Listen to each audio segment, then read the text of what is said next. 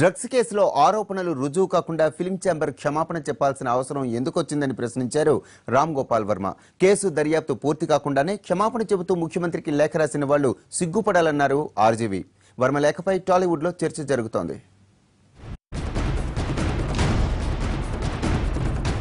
Drugs rocket కేసులో టాలీవుడ్ ప్రముఖులకు నోటీసులు రావడం, వారిని ఎక్సైజ్ శాఖ నియమించిన సిట్ విచారించడం సంచలనం రేపింది. ఆరోపణలు ఎదుర్కొంటున్న కొంతమందిని అధికారులు గంటలు తరబడి ప్రశ్నించారు. తనీష్ విచారణ పూర్తయిన తర్వాత రెండవ రౌండ్ ప్రారంభమవుతుందని భావించారు. ఇదిలా ఉండగానే ఫిల్మ్ ఛాంబర్ తరపున movie artist association, producers federation, Telangana state film chamber of commerce కలిసి ముఖ్యమంత్రి కేసీఆర్ కు ఒక లేఖ రాశాయి. ఈ లేఖలో ఇండస్ట్రీ నీతి నైతిక విలువలకు కేంద్రంగా ఉందని, డ్రగ్స్ కేసులో కొంతమంది వల్ల ఎదురైన పరిస్థితులకు క్షమాపణ చెప్తున్నట్లుగా ఆ లేఖలో పేర్కొన్నారు.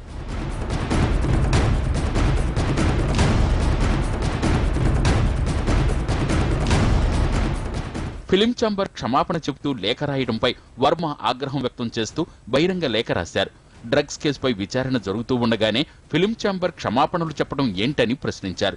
క్షమాపణలు చెప్పడం అంటే నేరాన్ని అంగీకరించినట్లేనని, ఆరోపణలు ఎదుర్కొంటున్న వారికి ఎలాంటి సంబంధం లేదని తెలిస్తే వారికి జరిగిన నష్టాన్ని ఎవరు భర్తీ చేస్తారని వర్మ తన లేఖలో ప్రశ్నించారు. తప్పు చేయనప్పుడు ఎవరికీ భయపడాల్సిన అవసరం లేదని, క్షమాపణ చెప్తే తప్పుల నుంచి తప్పించుకోవచ్చనే ఆలోచనే తప్పన్నారు. వర్మ లేఖపై టాలీవుడ్ లో చర్చ జరుగుతోంది.